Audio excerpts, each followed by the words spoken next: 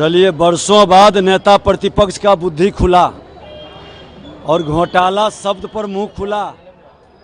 नेता प्रतिपक्ष उप मुख्यमंत्री भी थे। आरसीडी में एक्स्ट्रा कहरे 26 करोड़ रुपया जो दिया गया, उस पर चुप क्यों है? जितने एस्टीमेट और प्राकलन बने, पथ निर्माण मंत्री के नाते विजय सिन्हा ने कई जांच करवाया है। ओपीआरएमसी के अंदर बिना काम किए पैसा निकला। सब ठेकेदार उन्हीं से जुड़े हुए कैसे थे?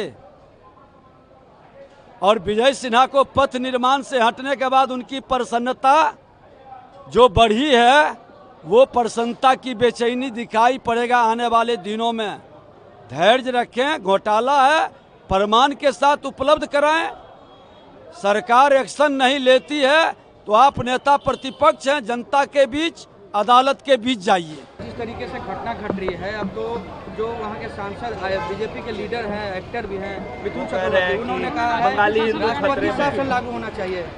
पश्चिम बंगाल ममता बनर्जी पश्चिम बंगाल को पूरी तरह से बांग्लादेश में बदलने का मन मिजाज बना चुकी है। ऐसे लोग राष्ट्र के हितैषी नहीं है और इन लोगों पर कार्रवाई आवश्यक है, क्योंकि बंगाल के संस्कृति संस्कार को वो गिरा रही है और सनातन के संतानों को पलायन के लिए विवश कर रही है। बांग्लादेश में जिस तरह से पलायन के लिए विवश किया, आज बंगाल के अंदर वही खेल खेल रही है।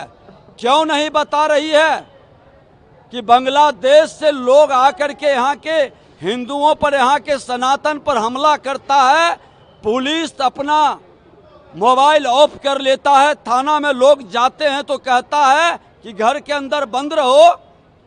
पुलिस को इतना विवश किसके दबाव में हुआ है?